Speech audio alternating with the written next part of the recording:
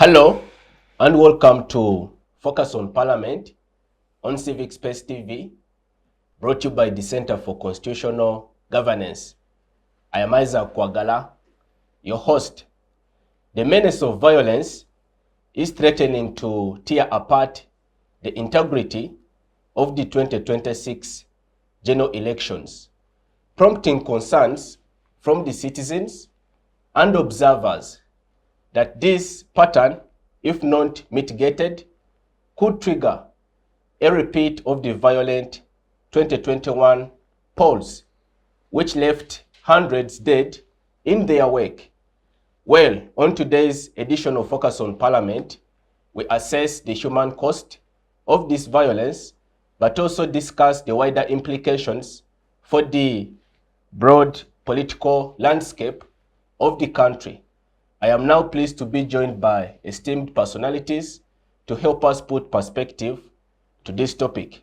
To introduce them, let me begin from my immediate left is Mr. Tarwana Ernest, who is a lawyer and a social commentator. Ernest, good morning. Many thanks for joining us today. Good morning, Isaac. Good morning to all the panelists. Good morning to all Ugandans and everyone around the world watching. I'm glad to be here. Thank you. Next to Ernest is Ms. Charity Ahimbisiwe, the Executive Director of the Electoral Laws and Governance Institute. Charity is also a governance specialist, and it's a pleasure to have you today on the program. Thank you very much, Isaac. A very good morning to all our viewers, to the listeners as well, and to my fellow panelists. Many thanks for joining us, Charity. Next to Charity is Mr. Clyde Odiambo, the founder of the Gitolezi Foundation. It's a pleasure to have you, Clyde. Say hello to the viewers. Thank you so much, Isaac. Good morning, everyone. I'm happy to be in this show. Thank you. Many thanks indeed. And of course, last but not least, is a mainstay on the program, Professor Mwambusa Ndebesa, a distinguished academic and a political commentator. Professor, good morning. Thank you for joining us today. Morning to you, morning to fellow panelists, and good morning to citizens out there listening to this program so that we could exchange and share ideas as to how to move from here. Thank you, Professor. Of course, let us put some context to the conversation now. The 2026 general elections, presidential campaigns have crossed the 60th day threshold, implying that we are nearing almost the home stretch for the campaign period. But we have also been treated to some ugly scenes where violence has been witnessed in the various parts of the country. That was first seen in Barala, and thereafter, it has now been a consistent pattern. This very concerning episode constitutes the basis of our discussion on Focus on Parliament. And to start with, let me ask Charity to open the discussion, because violence was a defining aspect of the 2021 general elections. Actually, in that election, we had an unprecedented scale of violence, which culminated somewhere in Luka over the campaign trail, where hundreds of Ugandans lost their lives. To date, there has not been any accountability whatsoever. But here we are in another electoral cycle, and the same is happening. We are witnessing a steady trajectory. We have up to January to go to the polls. What do you think is precipitating this violence? So, thank you, Isaac. One, I like the fact that you contextualize it to 2021, but I'd like to say that even 2001 had a lot of violence. If we're going to look at the violent elections of Uganda, we start with 2001. 2006, we had learned a few lessons because the judges were significant in the court ruling of 2001 as to why there shouldn't be violence. They insisted on a review of the POMA that time, and Section 32 of the POMA was struck out towards 2011 election. So 2011, we then saw violence coming up after the election when Kizza Besigye said he was going to do walk to work. That one, you could probably try to justify and say a new government had been elected, and so they were trying to ensure that people aligned their views to the new government. But there is no excuse whatsoever for the levels of violence that come up in an election. Remember, an election is a moment for citizens to choose who their leader is. And the police has been unfortunately unfair, always, to the opposition. And not all opposition suffer this violence. It is always the strongest person of the opposition that suffers the violence. In 2001, it was Kizza Besigye. In 2021, it is Robert Kyagulanyi Ssentamu. And in 2026, it is again Robert Kyagulanyi Ssentamu because it's the strongest contender.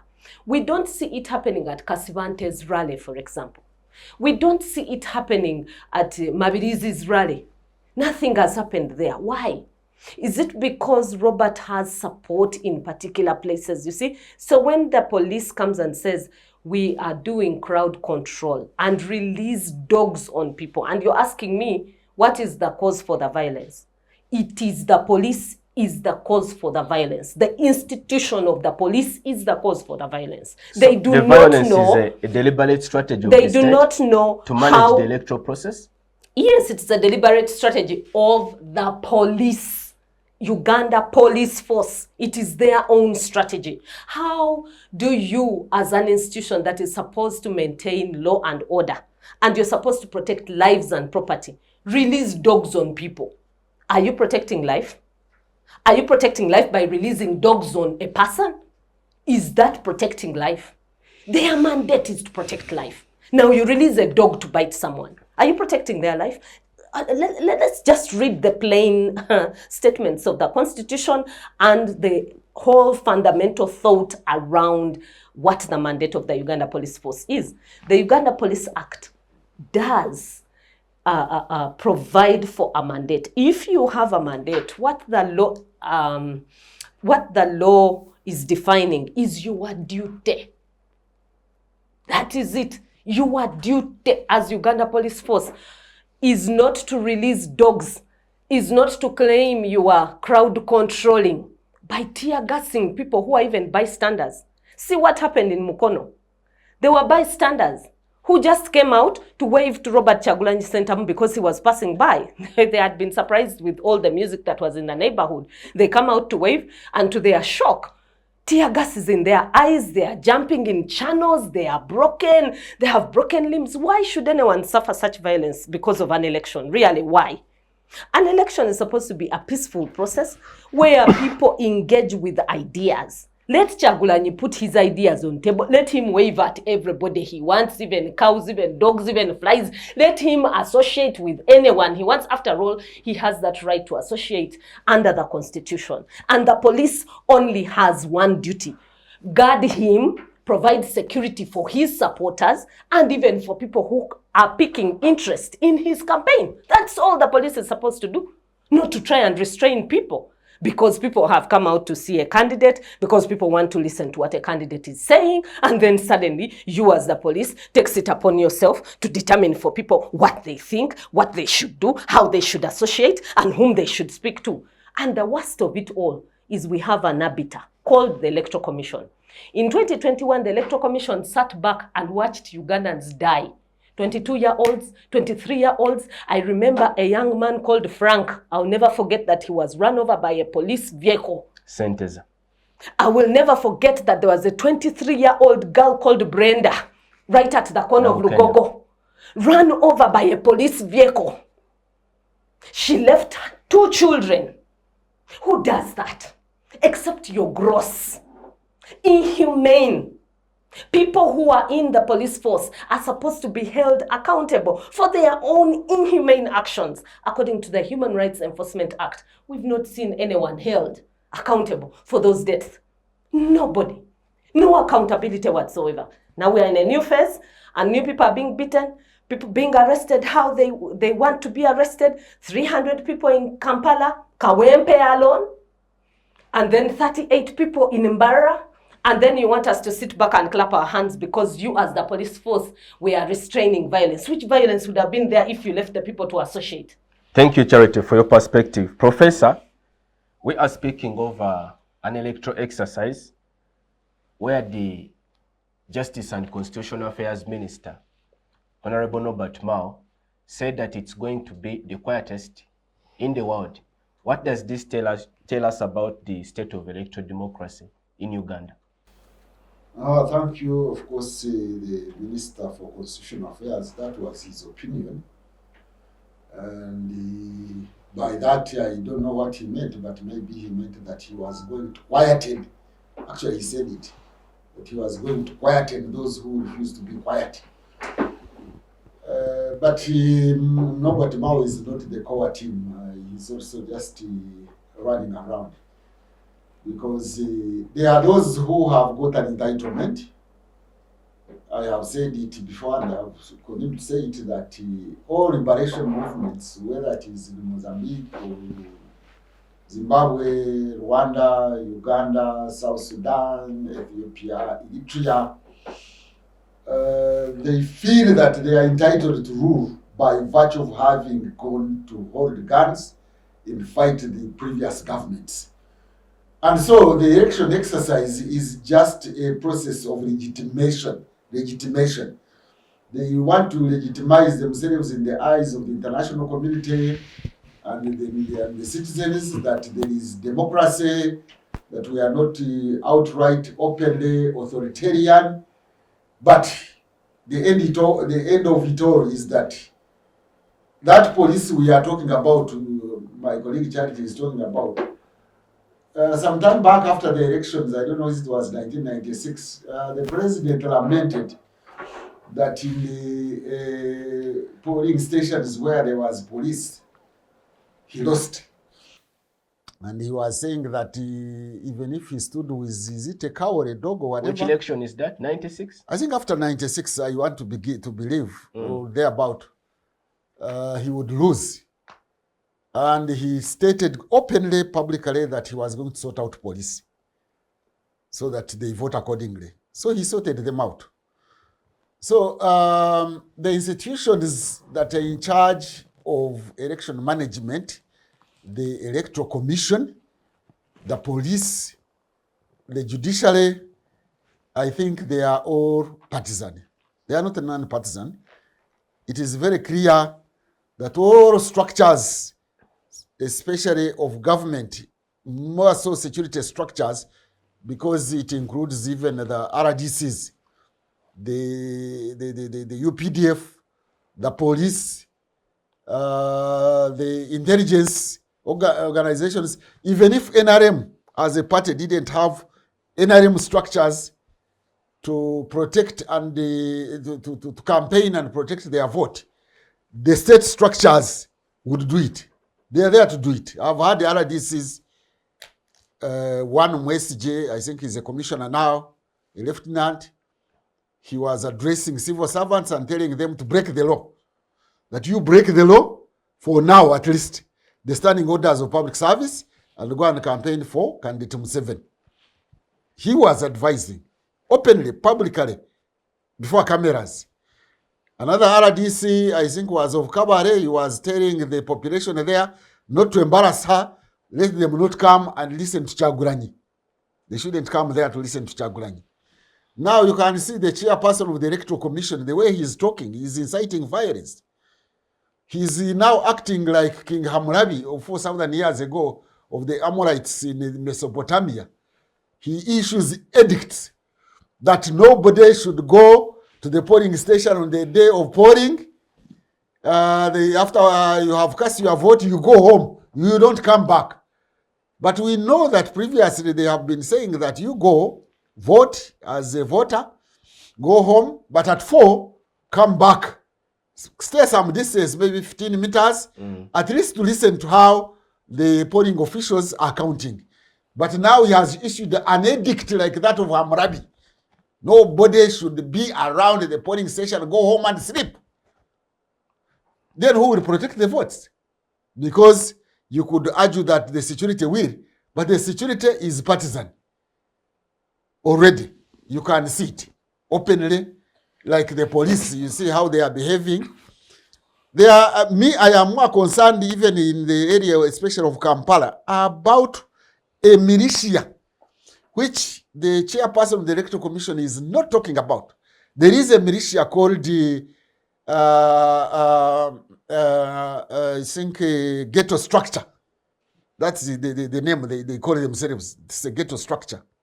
Even in Kawempe, this recent violence, they were there. They actually attacked the Chaguranyi supporters. When Chaguranyi supporters counterattacked, they ran towards police, and police protected them. That one is dangerous.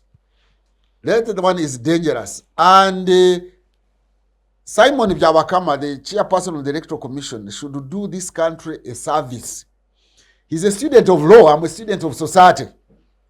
That the moment you don't practice justice, you are courting danger.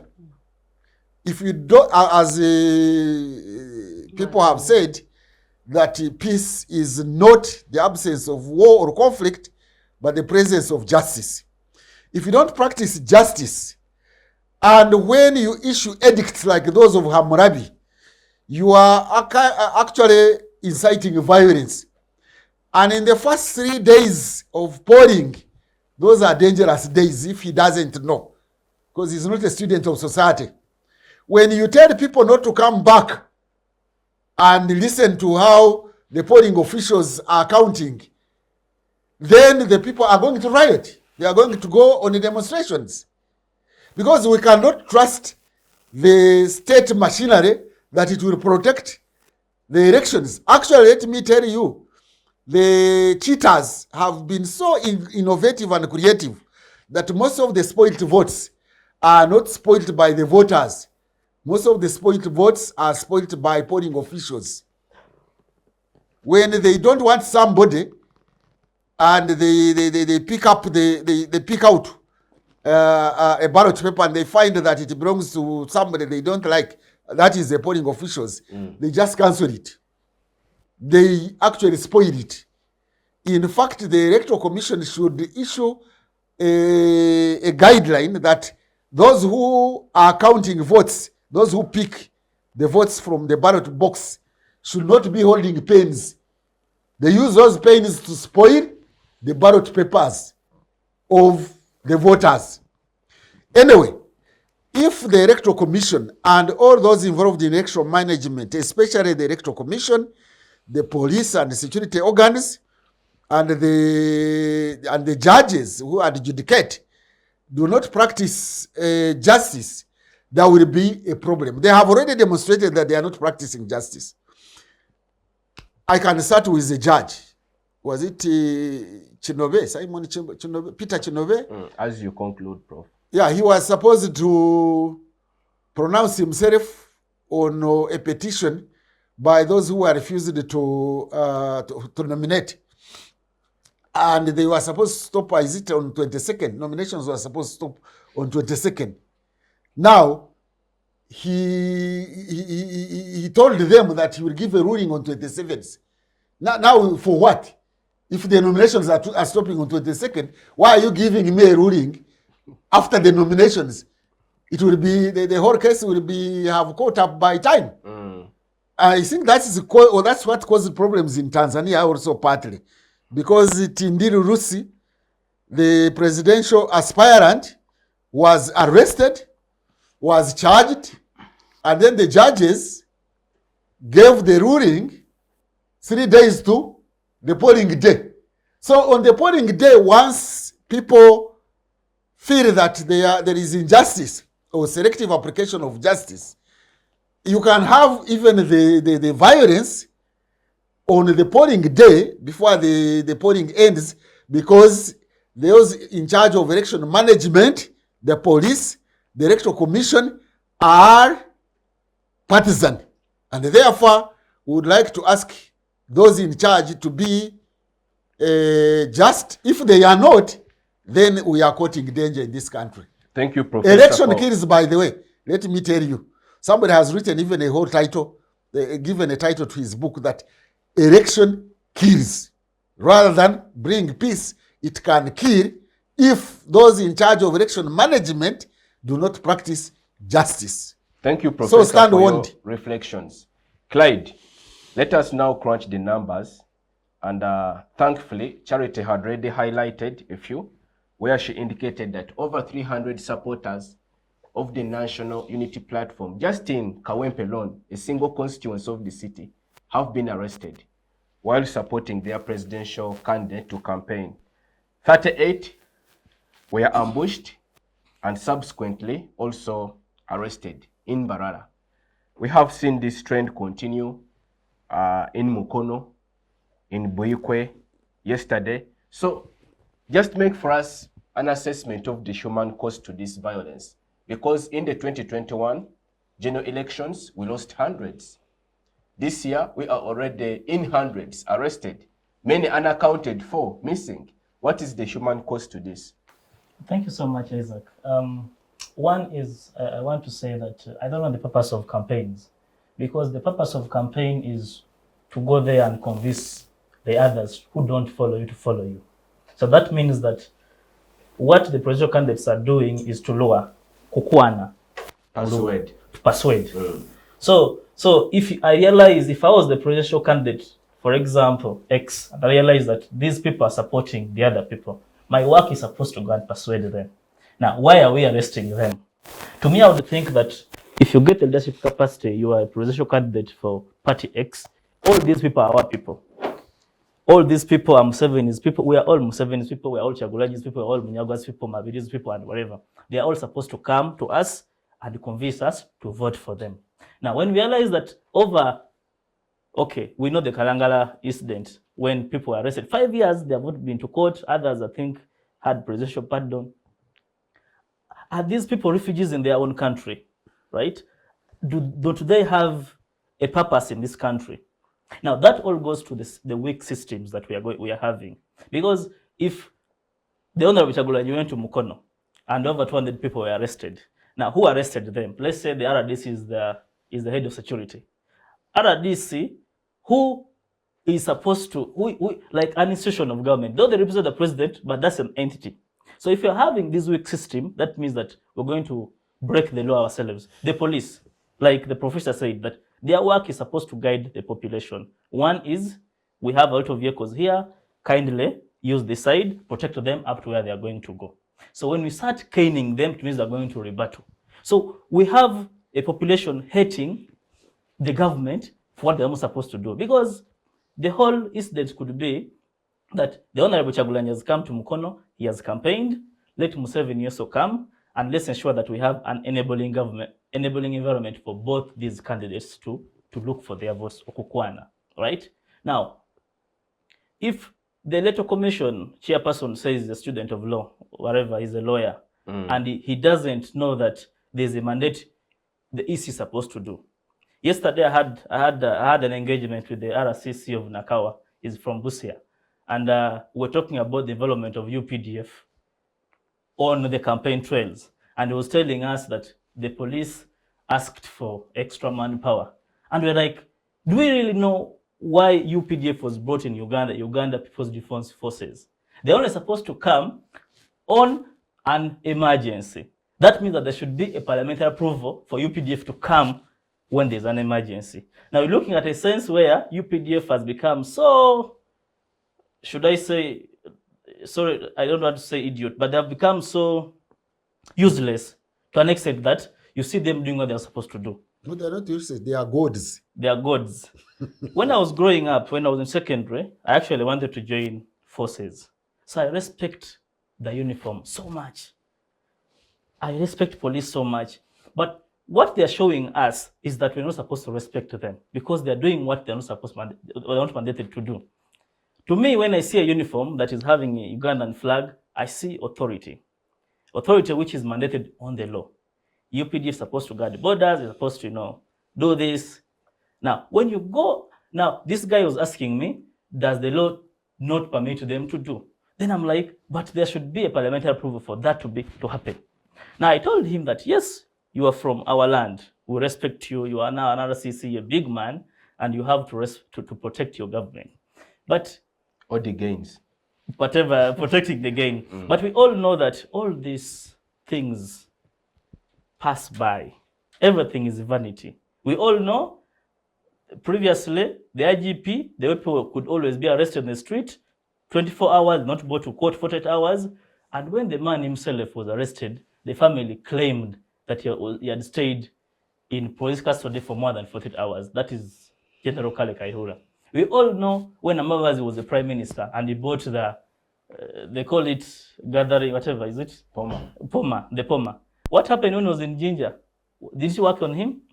So when you're in a position of leadership, you should know what you're mandate to do. Police, you're supposed to keep law and order and not to fight the own people you're supposed to protect. Because you're supposed to protect the people. Now, what do we ensure? I remember the Kano was saying that the problem we have are the system. How do we ensure that we have judiciary functional? How do we ensure that we have the parliament functional? How do we ensure that we have all these, police functional?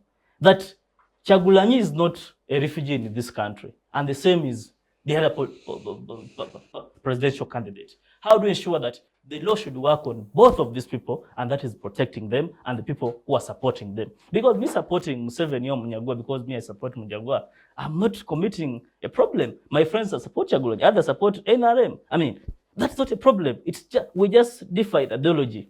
And if we don't know as the young generation that even if we have support for people, it means that they will never be wrong. I have friends who think that their presidential candidate will never be wrong, right? Wrong is relative to that exact timing that we're talking about. Thank you, Clyde, for your insights. Ernest, granted all violence is senseless, but there is a rather terribly concerning element to the violence we are witnessing in this electoral cycle. We have seen instances where the police is setting dogs loose on the public, and we are already drawing parallels to the diabolical apartheid regime and the white supremacist movement in the United States. Are we really, in terms of our civilization, have we degenerated this much? I don't think there's even degeneration. I believe, rather, it has been on theme for all these previous election cycles. There's always been violence, just the degrees have increased and reduced depending on whatever the powers that be dictate. And if you've noticed, there's always been some zealousness amongst the forces to, for lack of a better word, please their handlers. And this has manifested itself in different ways across all the major cities and towns across the country. But the recent situation where forces release dogs on NUP supporters is high-handed. It's grotesque, considering this person is a fellow citizen of yours. Why release dogs on them? You're equating them to a thief. You so to speak, you're saying that they are less than. By the time you're releasing a dog on a fellow human being, you're saying that that this dog is supposed to control them. Why would you do that? That is high-handed. It's grossly sensitive. It's grossly unkind. Because at the end of the day, this person is also partaking in the political contestations of the day. They're equally desirous of a country that works for them. They're equally desirous of partaking in basically the human. So to cut it short, human beings are political animals, and because of that very statement, they partake in the politics of the day. So releasing a dog on them to compare them to a thief that you want to grab, you want to put down it speaks to a sort of mindset that exists, that this person, for having political ideals, is less than. They should be controlled, they should be tamed, because dogs are used to tame, they're used to control, they're used to put down. And ideally, if I'm to say, it's a misuse of police resources, because we know dogs are used for anti-terrorism, they're used for they're used for anti-drug trafficking. They're used for various purposes. So using dogs to control political violence, it's a misallocation of resources. So by and large, violence has become a theme of our politics, and we should aspire for better. We should the forces should be used as a riot control measure, not as not as a, as not as an element of our political discourse. And that is one of the biggest things that we should rise above as a society. Not to use our police to intimidate, but as our police as a form of control. Maybe that's some sort of tacit admission that they no longer have the capacity to control the crowds, and they have reverted to such barbaric methods. No, the police has ability to control. I mean, they're heavily resourced. An ordinary person walking around can genuinely see that they have tanks equivalent to what other countries do not. You now and again you see police moving around with riot control tanks. Which person is going to throw a stone that can stop a riot control a riot control tank? What happens is that the police is being used as a tool to influence the voters. But essentially, you do not need to do that. Voters have minds of their own. They can pick and choose based off ideals. They can pick and choose based off whom they prefer. If anything, police should just be there as an observer to quell any potential violence that arises, of which more often than not, their presence alone is enough to intimidate most people. How many people can stand up and say that I'm going to topple that tank?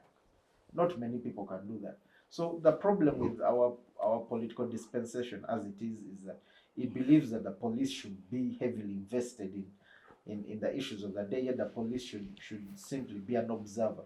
Why should 38 people be detained? Why should over 200 people be detained?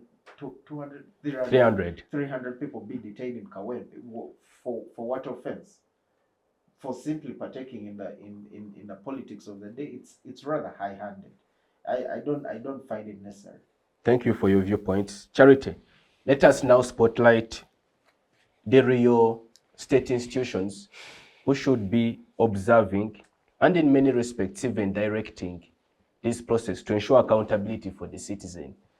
And high on that list is Parliament. Parliament throughout this entire exercise has been notably silent. I don't know if it is an aspect of the statement by the Justice Minister that things are going to be quiet, but they have been totally quiet. But we see the Speaker actively campaign for the President across the country, wherever he's going. Should the citizens still have hope in democracy and the institution of Parliament? We have a long time on this show said Parliament has been usurped or overtaken by events. Uganda almost does not have a parliament. Because what should be happening, like you have rightly stated, is that some of these issues should be discussed on the floor of Parliament. The Speaker has a deputy speaker. Both of them are on the campaign trail. And they are also in their communities looking for their own votes. Incidentally, both are unopposed. Those ones are unopposed, but the members of Parliament are in the constituencies looking for their own votes. But it is unprecedented because in the previous elections, before the next election happened, issues like violence, when they happened, it was on the floor of Parliament. There was a speaker to handle the issue. In 2021, the issue of the 54 who had been killed and the police report had been produced was discussed on the floor of Parliament. But yes, this time round, people have been arrested in Mbarara, everywhere, and there is nothing happening in Parliament. No business at all in Parliament. Meaning that the Parliament went to sleep as soon as the elections started to take place and somebody became the second vice chairperson and they were both unopposed. They are not even going to be accountable to the citizens of this country. Because if you were unopposed, you were not elected by the citizens. You elected yourself or somehow fate had it that you came back. Who are you going to account to? The whole idea of elections is that when I elect you, that is Article 1, Clause 3, that I will devolve my power as a citizen of Uganda to the person that is going to represent me, to represent my ideas while on the floor of Parliament. But now here it is, you have gone unopposed. Okay, so you are unopposed, you're on the floor of Parliament. Who are you going to account to? Who? You have no one you're accounting to. So those two have no one they're accounting to. That's why they are even in the field doing whatever it is. There is no one who can hold them accountable. No voter voted them. And then, even the government for whom they purport to be supporting, they do not understand the strength of the Parliament. They do not understand the power of the institution of Parliament. Parliament is supposed to make laws to promote development and peace. Article 79. Now, if you're supposed to legislate for peace, for development, and now there is violence in an electoral process, why aren't you there? Why aren't you talking peace? It is your mandate as a Parliament to push peace, and you're not there to push the peace. Then who should? Who should? There is no one. Even the leader of opposition has nothing he can do. He cannot call Parliament, for example. He can't push Parliament and say, now I'm pushing you to come to the floor of Parliament. No. But what he can do as a leader of opposition, that is why he's in that article that provides him as 8A. He was introduced there to become a constitutional mandate, is to write a minority report. Right now, he should congregate his opposition members of Parliament and they write what? A minority report on the status of issue of violence in 2026 elections, how it has affected the people, how it has affected the ordinary people in involving themselves in elections, and what it means for parliamentary democracy. For presidential democracy, yes, but for a parliament as an institution that is supposed to serve the ordinary people. Charity, someone would contend and say that perhaps such a proposal or measure would be moot, given that our government is tone deaf to the concerns of the population. It doesn't matter. What happens is when you write a minority report, it's not like it's not put on the Hansard. It is. Many years from today, people reference that minority report. And you don't know if there is going to be any request for any observer report. They would reference that minority report. But right now, if an observer wanted to put out a report and says, this is what Parliament has said about this violence so far, where would they hinge their argument? Nowhere. Because there is nothing that is inside Parliament that has discussed the issue of violence. Nobody has been called to account.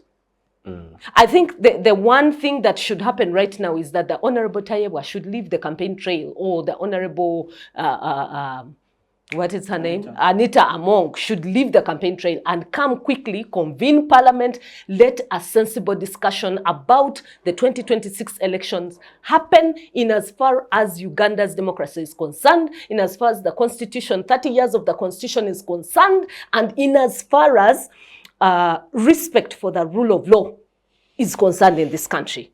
Their duty is to legislate, yes, but also to give strategic direction to the country. Thank you, Charity, for your insights. Focus on Parliament. Takes a short break. Do stay with us. Digital rights are those human rights and legal rights that allow individuals to access, use, create and publish digital media, or to access and use computers, other electronic devices and telecommunication networks. Digital rights include a right to freedom of expression, information and communication through technology, a right to privacy and data protection, a right to credit for personal works, a right to universal and equal digital access, a right to identity, a right to anonymity, a right to be forgotten, and a right for protection of minors, among others. The state's digital rights are frequently violated through various unfair actions, for example, blockage of websites and social networks, theft of credentials, unauthorized use of people's data for personal gain, privacy intrusion, online censorship, arrests and intimidation of online users, internet blockages, and the proliferation of laws and regulations that undermine the potential of technology to drive social, economic, and political development worldwide. It is hence every citizen's responsibility to respect rights of other digital users and to speak out or report to the responsible parties when one's rights are violated. Welcome back. You are watching Focus on Parliament on Civic Space TV.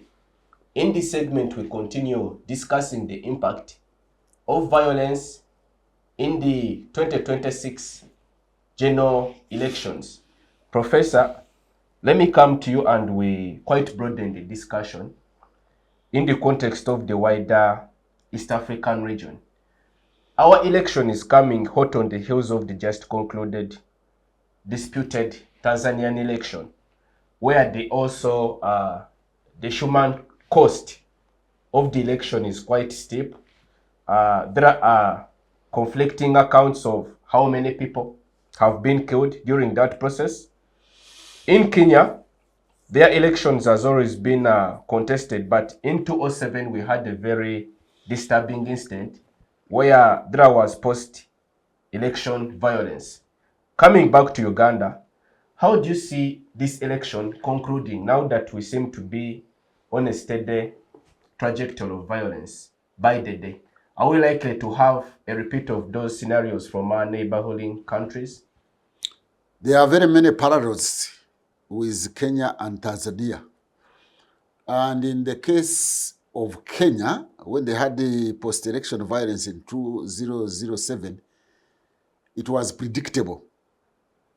In fact, they reached a cliff. They almost fell down the cliff, only that the military in Kenya was, to a certain extent, professional.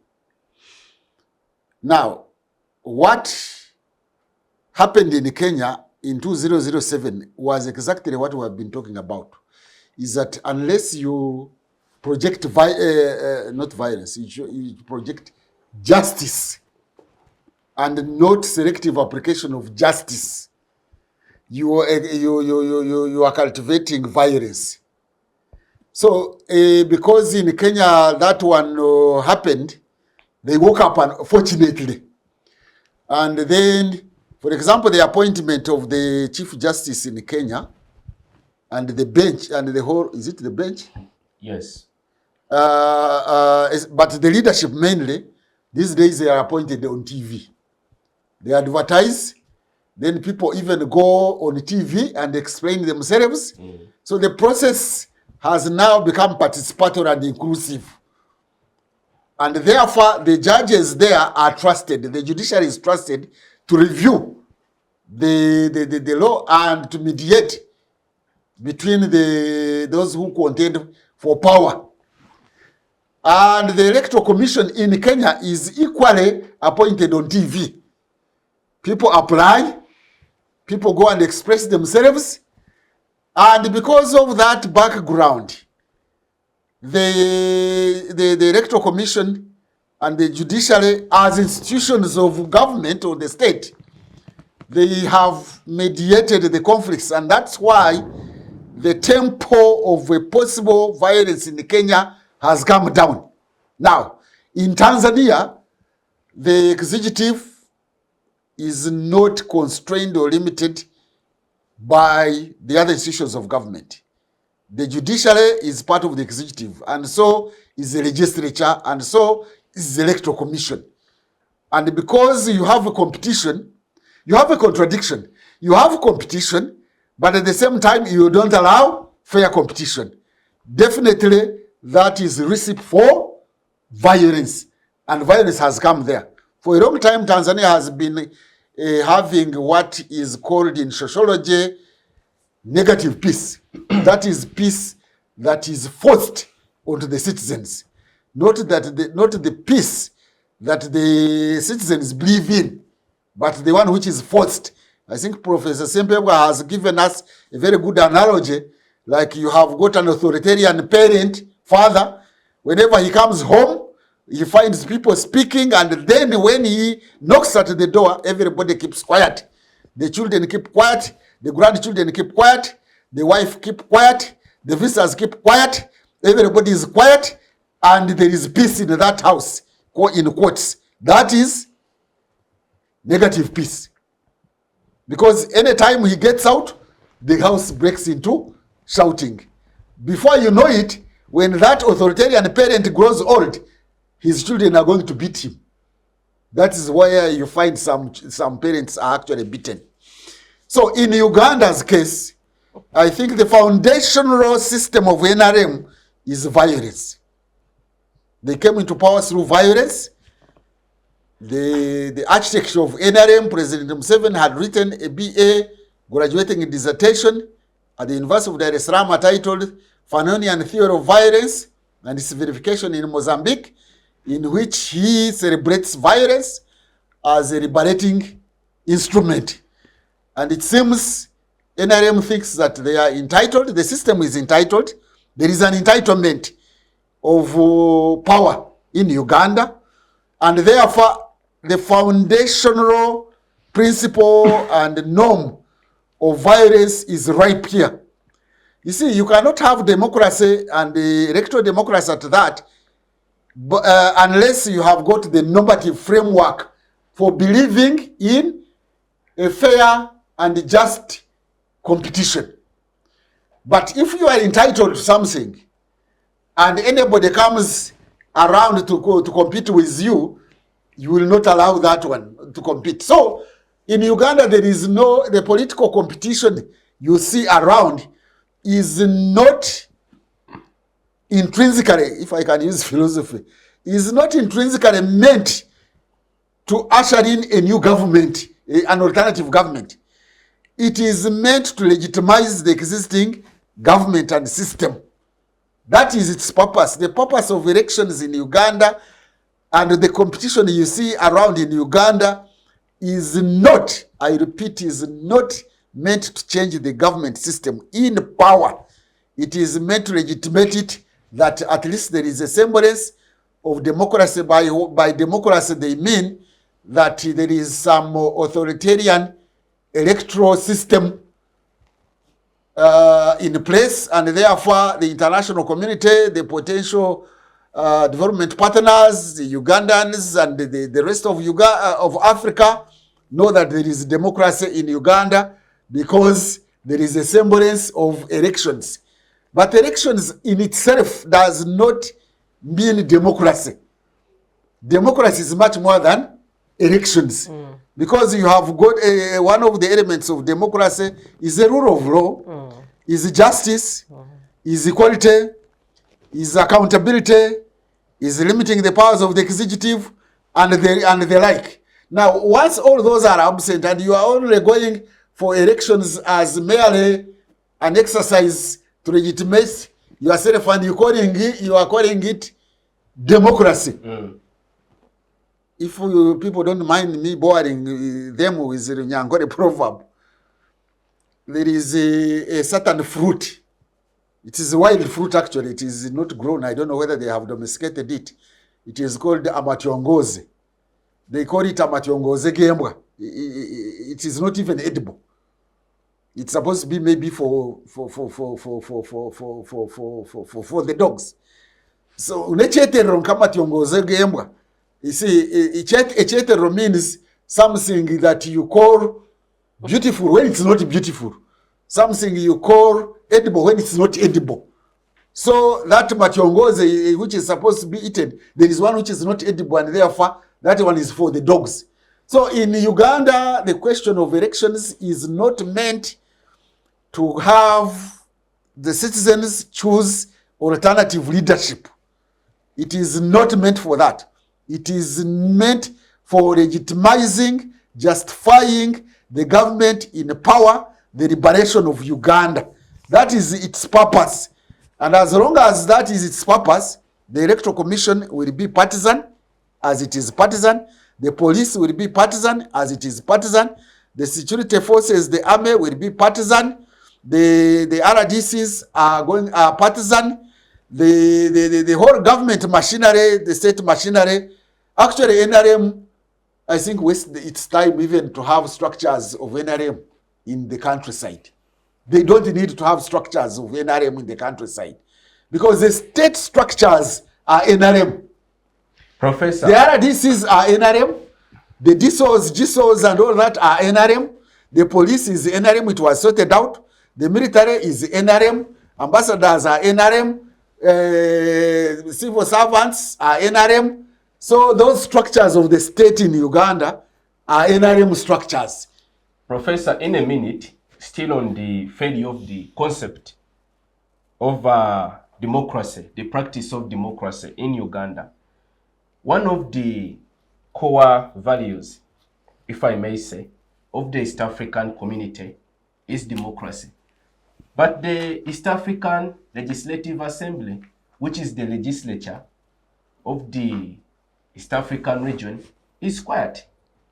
It is quiet about the failed democratic experiment in Tanzania. It is quiet about what is happening in Uganda today, the process being largely marred by violence.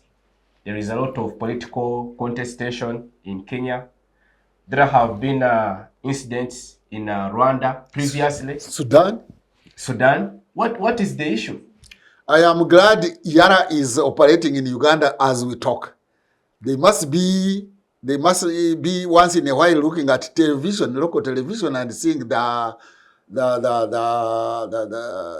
tear gas around, seeing citizens being pushed into a trench and piling on each other. I saw an old woman. I felt very bad. There was an old woman who was being carried and he was crying and the whole head was covered by dust. Possibly that woman must be in her 80s or above, and the police was not bothered. You know, a police force, actually it's supposed to be a police service. It's supposed even to be empathetic for such a person and would have been put on a police van and taken to the hospital. Police was not bothered. So Yara is around. But let me give you an example. I am a fan of East African community. In fact, I call myself an East African. First of all, more than maybe 13 years ago, when Chiraso was still the Deputy Secretary General, the Secretariat came up with a good governance protocol where elections would be included, governance would be included, human rights would be included, and the like. So that the protocol would be a guide to the East African Court of Justice to pronounce itself on issues of good governance. 13 and more years ago, the protocol was put in place, was drafted, and I think was given to the council. The council, you know, Ugandans and some general public, they think that East African community is only Yara. No, there are other organs like what we would call cabinet here. It's called the council here, or there of ministers. Each country send there 2 ministers of East African community. They constitute the council. Then there is another body called the summit, which is constituted by the president. Actually, there are 4 organs. You have the summit, which is the highest. Then you have the council, which is like cabinet. Then you have Yara, which is like parliament. Then you have the judiciary, which is the East African Court of Justice. Now, the good governance protocol was refused, was rejected, was ignored, was shelved by the executives, the council and the summit. And they have kept quiet about it. I would like to call upon Ugandans now that Yara is around to go and appear before them and talk about this question of having a good governance protocol. So since there is no good governance protocol, even if Yara talked about it and passed it, it would be sat on by the council and by the summit, because the council and the summit have vested interest in keeping the system as it is. Because if they were not, they would have passed that good governance protocol. Then after passing it, it becomes a document to guide the judgment by the East African Court of Justice. And we citizens like those of you and me would now take such electoral issues like appointment of electoral commission, or how the elections are managed in Uganda, would take the case to the East African Court of Justice. But even if it ruled, you see, in East Africa, unlike European Union, you become a member of East African community without certain requirements that you should be following these ones. In the European Union, if you don't follow certain human rights protocols, they can even remove you from the European Union. And when you are joining, they first look at those. Now, when Congo was joining, what did they look at, for heaven's sake? When South Sudan was joining, what was in South Sudan? When Somalia was joining, what did they look at? So, but anyway, I am glad, finally, to note that Yara is around. I am sure some Yara members in the evening, once in a while, when they are in their hotel rooms, they are looking at the tear gas that is going on. They are hearing the political prisoners that we have in Uganda. And this is on the heels of what took place in Tanzania.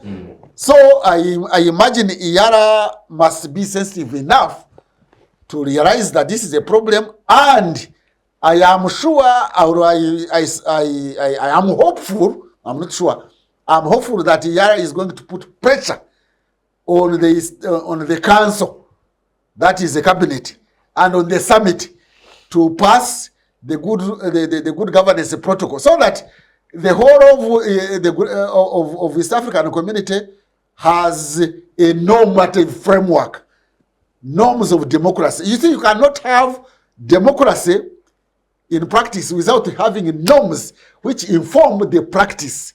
That is the challenge in Uganda and East Africa generally, that you don't have the norms and therefore you can't have the practice. We have also saying that before you ask for ghee from a is what charity? A warthog. Before you ask for ghee from a warthog, you first see whether the warthog has ghee on its skin. Because you can't ask democracy and good electoral practices in Uganda and Tanzania and Rwanda and South Sudan before when you don't see it in their normative framework. Thank you, Professor, for those reflections. Yes. Ernest, let us spotlight another institution of the state, which is the judiciary. Recently, it has come under very intense scrutiny on account of its failure to resolve politically sensitive cases, if I may qualify it that way. Even the East African Court of Justice, I heard them pronouncing themselves last night. It is actually said by the opposition that they are politically motivated, not even sensitive. So, if our judiciary lacks the capacity to resolve these cases, and we have thousands now, because there is another group which is a carry forward from the previous electoral cycle, which is still stuck in the prisons. No justice, no hearing, they are there. Then we now have a new group that they are picking from the various constituencies across the country. And we expect a challenge to manifest in terms of the electoral political disputes.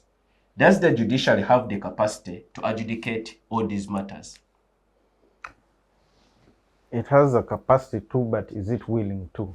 That's the issue. Do they have the normative capacity? Yes. The norms? Do they have the normative capacity to do so? Because there have been many statements made throughout our media over the past decade or so, stating that the judiciary is captured, the judiciary is filled with cadre judges, the judiciary does not have the spine to make the statements that it should be making. And there's some merit in all this, because we've been having a situation where multiple parties who are incarcerated have been coming for bail hearings, and nothing has been made of. Rather no substantive decision has come to pass. Every now and again you're hearing a bail hearing has been adjourned, even when these parties have all the not relevant sureties, they have all the requirements met to receive bail.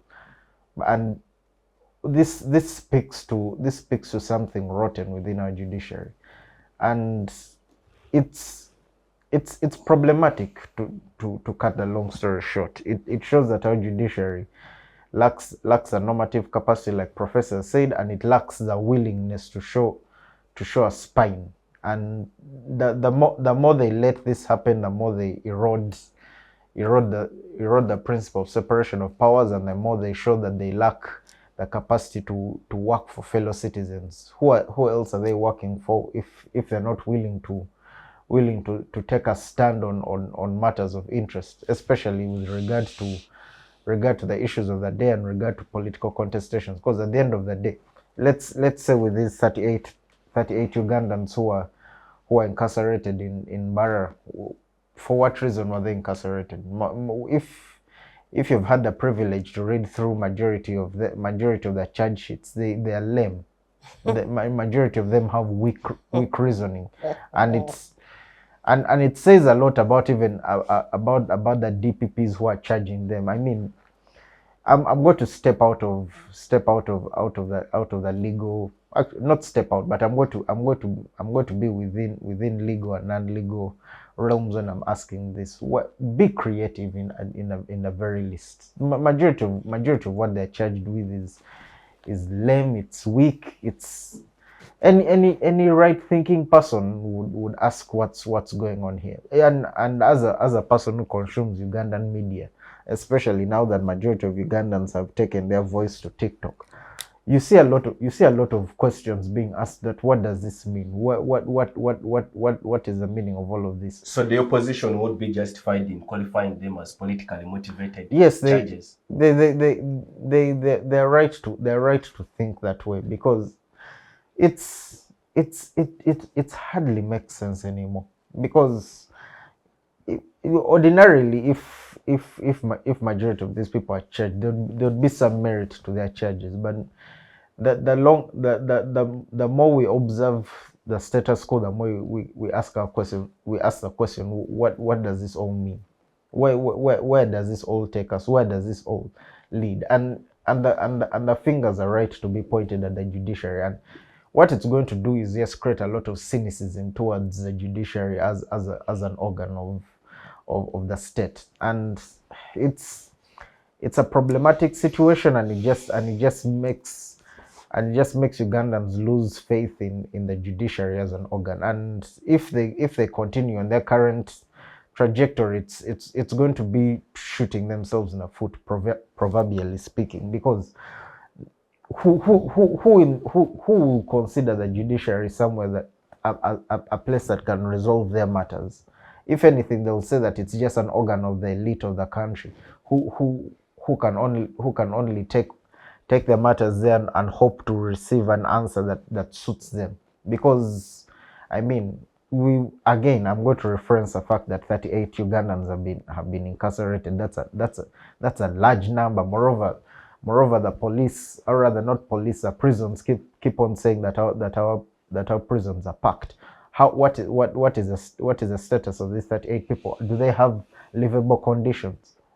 That is also something to be raised. And yes, that is just 38 from Bara. There are 300 from Kawempe who have also been locked up, and this is all under watch of the judiciary.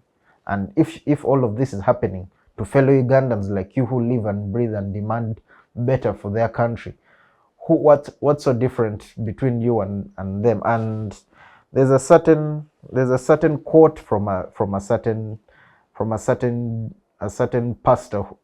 His name is Pastor Martin Niemöller. He was German. He was incarcerated in Auschwitz.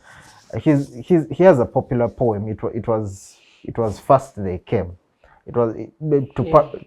To paraphrase, it's more like first they came for the communists, I did not speak. Then they came I'm paraphrasing here. They came for the capitalists, I did not speak. They came for the Jews, I did not speak. Until they came for him. That's when he realized that, it affects me. And there was nobody to speak for him. It was only when he entered Auschwitz that he realized that, this is horrifying. And that should also be something for our judiciary to think about. You feel that you say nothing because let's say you are captured. You say nothing because you're captured and you believe that you're protecting your job security. What happens if the same concerns that are affecting those Ugandans that are pushing them to speak up affect you? No one is going to speak for you.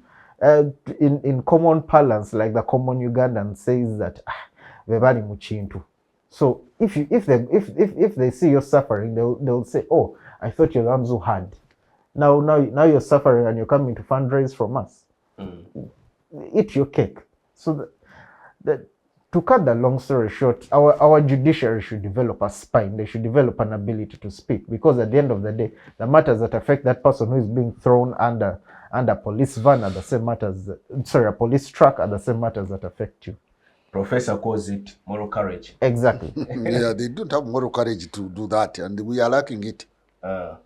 Charity, I want you to consider, yes, I want you, he's going to speak first, but I want you to consider this question because it's quite complex. Okay. Ultimately, because the situation is compounding by the day, you are the governance specialist. I want you to tell us and tell the Ugandan public who should bear ultimate responsibility should things go awry, like we witnessed in Kenya or in Tanzania. Clyde, the Electoral Commission, we highlighted earlier, it is quiet, but yesterday... It is talking. It is talking. Talking in proverbs, talking in tongues, because the chairperson of the Electoral Commission has come out and issued an edict, like Professor, like Hammurabi. The way he speaks, even the body language is Hammurabi. He's saying, please keep away, telling the general public, in other words, back off the process. This is our thing. We shall handle it in coordination with the military and the police, and then announce a result to you. Do you have faith in the competence and capacity of the Electoral Commission to deliver a free and fair election? Thank you so much, Isaac. I think we all know that election is not an event, the final event, the declaration, it's a process. So all this, what we are doing, the campaigns, nomination is part of what we want at the end of it. So already if we're talking about the Justice Yamukama taking sides, right? Not allowing a particular candidate to wave to the supporters, then we're already seeing that the final verdict might be what everyone determined. It is already written. Like, of course, some gentlemen have said that you can't win an incumbent in his own elections. How Kenya did it better was after the post-election 2007, 2008, when they went for 2 terms. And we look at the democracy. We also see that it's very hard for a president to go for 1 term in Kenya, right? So all these are predetermined, because as Professor said, that in other countries that are a bit developed than us, these things they take to media. So when they take them to media, people apply, and even after appointment, the president sends this name to every political party. I have seen the previous IBC in Kenya, after president's appointment, the people did the interview, he took it to all the political parties to, if you have an issue with Clyde, raise it up. And some people have always been dropped. So that is accountability. You make sure that people you're putting to run a governing system of particular like the Electoral Commission, which is the IBC, has the support of all the people, because the election is for all the parties, not NRM alone. So if the chairperson, who is even a lawyer, not just a lawyer, should be we call the senior counsel, who is a senior person, a senior counsel. Judge, actually, is a judge of the Court of Appeal. Surely, can say that we want a particular candidate not to have to supporters whom we're looking for votes from. Go direct to the place. Even when you go direct to the place where you were delegated to speak, they will still chase you away. So what I would think, I've been thinking of over it, I think some presidential candidates should get helicopters. The East should give, for example, the Honorable Chagulanyi helicopter. They so that from the sky? From where he comes from, he goes there and he speaks and is taken away. But still we know. But in Kawepe, they were beaten at the rally place. The chairperson was saying it wasn't at the rally place, so he was... Clyde, go ahead. He hadn't subscribed to the TV. That's what he will tell you. Clyde, please proceed. Now, I want to say I have watched 2 rallies only, like physically, not on TV, but physically. I was in Busia on the, I think, or 17, one of the two, when the presidential candidate for NUP was in Busia. I saw the big number that people saw on TV. Yes. The big number I saw. Even equally when the president came, Museveni, His Excellency, I saw he had his numbers. So what's the problem with Chagulanyi's number? Yet you also have your numbers, right? So what I think what we are trying to do here, for example, the EC, is thinking that these Ugandans who are supporting the opposition are not supposed to be Ugandans. They should all leave Chagulanyi to go and maybe support a particular candidate of his choice, because perhaps he has a presidential choice. And somebody said, I think that was Charity, that why are they not taking this violence to maybe the Honorable Kasibante? I think they're looking at the person who has a number. So in case Chagulanyi didn't have the number, they couldn't go to him. But we all know, I had the Honorable Semuju saying that, remember, Ugandans have actually been yearning for change. Even if you've liked this government for 40 years, you should be thinking that we need some kind of change. Of course, and our leaders, of course, those who went to the bush have always told us that you people are trying to have violence, people didn't see what we went through. Yes, even me, I don't want the chaos to come. And perhaps that's why we're trying to take time to teach the people that respectfully, if you're supporting NRM, support it respectfully and go and vote for your candidate. Respectfully, those who are equally supporting Chagulanyi will go and support Chagulanyi. Now, what we are fearing is that will the numbers of the rallies be reflected in the tallying day? We have always heard, because I think we've been old enough to know that sometimes the tallying, the ballot papers of Kampala delay to reach, like the ones of Northern reach faster than the ones of Kampala. Why? Perhaps we have, our minds are twisted that these people are not our people. They are opposition people. They are all your people because you are the incumbent, you are the president of the 45+ million Ugandans. So it's just that some of these people perhaps don't support your ideal, which of course some supported you. I have heard the Honorable Kizabishi say that we had this opportunity and we said we want to remove this government from violence and give it the right hand. Right? Leaders are staying in power. Of course, President said that, I want to lead for 5 years and give it to non-military people. Now, why the Mugisha Muntu in 2006 and the BSG in 2001 came out and said they want to, is because perhaps they didn't follow the book that they had of their agreement. Now, it means that people who were supporting the president started seeing that there are a lot of things that changed, right? And I want to request Justice Yamukama that allow the numbers of the presidential candidate to count on that day. Allow the tallies to be reflected.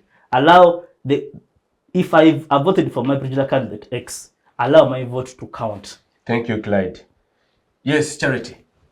And there has been judgment to that effect, that everyone's vote should actually count. The fact that you came out, the fact that you went to the polling station, the fact that you cast that vote, the fact that you knew you have power as per Article 1, but have revolved it to the leader of your choice, that vote should count, and for that matter, should be reflected at the National Tally Center. There should be a justification, according to Justice Namanya. Read the ruling that he gave between Nalukola and Nambi. That ruling succinctly states that right to vote. But off there, onto you and the question of compounding situation of governance. I think that Uganda finds itself in a precarious situation. Precarious because, number one, why should any government be bothered to have institutions? Why do we have a judiciary? Why do we have a parliament? Why do we have the Uganda Electoral Commission? Why do we have the Uganda Human Rights Commission? Look, if we say parliament has been captured, judiciary captured, Uganda Human Rights Commission cowed and silent, Electoral Commission captured and limping, and they can't do anything. When Tanzania broke out into violence, one of the things was there was no one there to actually capture the people who are dying. It's right now BBC has gone back to dig into the graves and to see actually how many people died. There were estimates, 1,000 people have died. Human Rights Watch now put out 1,000 people. Then there were other estimates that kept coming out. But Tanzania, in its closed nature, made sure that there was no information that was actually coming out. BBC goes in to do investigations and finds piles of dead bodies in hospitals, unclaimed. And they begin to count these bodies, and the numbers are going beyond 1,000. And then they go into the mass graves, and they can't open the mass graves to know actually what number is inside these mass graves. Uganda has suffered this problem. We, in our preamble, do recognize that we have skulls in Luwero. We do recognize that we had a time here when it was Obote, what commission, over where, 1996 crisis, Amin killing, Boots gone, everywhere. This was Uganda, by the way. Go to Beirut. If you live in Beirut for one day like this, is when you remember what Uganda looked like. And if you live in Congo, some sections of Congo, you will know what Uganda looked like. Go to South Sudan, just here. South Sudan yesterday was declared as the most corrupt country the world has ever known. Do they bite? Those in power, they don't. Okay? Now, Uganda, you're asking me, so our issues are compounding, one on the next. We are killing every institution. And we seem to say we want to promote development, we want to promote wealth creation against these institutions that have existed over a period of time. You can't create wealth, and you can't have development. You can't even have peace without proper institutions that are managing these issues. One of the reasons why there was war in Tanzania is because the internet was shut down and the young people only live via the internet. The internet provides their right to communication. Digital rights are human rights right now. So when you see the Uganda Human Rights Commission mandated to handle issues of violence, mandated to handle issues of abuse, when you see the Constitution saying that we have what we have, non-derogable rights, those non-derogable rights were put in that Constitution after our history, proving that there were these things that were happening, which require us now to identify that this one, we should never degenerate below it. This is the standard. That if you identify torture at any one stage, don't even continue with the litigation. You've demeaned a person beyond the level they should be. That if you identify savagery or servitude, somebody has become a slave, slavery, servitude, that person, you have lowered them below the human standard. So we have a compounding problem because these institutions here, we have done what we have done to them. And you have seen that we even have a lame dog called the ICC. And the other one, ICJ. Are they? They are very lame because if you read international instruments, unfortunately, they state that local solutions should all be explored before the ICC can step in. But thousands of people are dead. And you're not coming. You're saying you provide your own audit as a government. That's why the Tanzanian government has jumped onto the whole question of let's audit ourselves other than the international community to come and audit. And the ordinary Tanzanian is saying, for me, I lost my relative. I lost my brother, my sister, so for me, it matters more than that international audit. And they are long from being settled. So we have to know that as a country, the more we bury the institutions, the more we keep calling back the bloodshed, the more we keep calling back those things which we said, recalling our violent history. We must let these institutions work. Charity, as you conclude, in terms of responsibility or accountability. For the whole accountability of violence. Where should it rest? The question of violence, number one, will rest on the Electoral Commission. He's the arbiter, he's the organizer of elections in Uganda. Because once there is violence in an election, that election will never be credible, it will never be fair, it will never be free. Just take it that even if they will come out and say the 2026 election was credible, free, fair, it has now been dented by these episodes of violence that you saw. It happened in 2021, they denied, they said no, the election was credible, but was it? After 2021, everybody was still talking about the 54 that had died. Nobody talked about the credibility of the election. Nobody talked about the fairness of the election. Nobody saw that there was any standard that had been set. So it remained in the air. So there was no free, there was no fair, there was no credible election in 2021. The judges said it for us in 2001. They said it for us in 2006. They said it for us in 2016. In 2021, we said it as the citizens of Uganda. Now in 2026, I can assure you, if you continue with episodes of violence like what you see, and it rests on the Electoral Commission, the Electoral Commission should come out to be an arbiter, a fair one, a just arbiter that protects all the parties that it allowed in the first place to participate in that election. So whether it's an opposition candidate, the Electoral Commission allowed them to get in there. If it is NRM, the Electoral Commission allowed them to get there, and the Electoral Commission has an upper hand on security forces. Ideally, that's what the law assumes. It is not true in practice, but they can continue to have conversations. What happened? How come when we started, we were calm? Why is it that when Chagulanyi gets into his strongholds, then there is violence? What happened in 2021 when elections were suspended in the strongholds of the Electoral Commission under the guise of COVID-19? And those are the issues that came out after that election. And they dented that election for good. And for centuries, even if 40 years from today, when they talk about the 2021 election, that will be remembered. Violence will be remembered. The deaths will be remembered. And this is what we are doing now for 2026. EC, style up. Police and security forces should style up. These people have their rights enshrined in Article 29 to associate, to assemble, and to opine. And these rights were enshrined in the Bill of Rights for a reason. We were recalling our violent history. We must not go back there.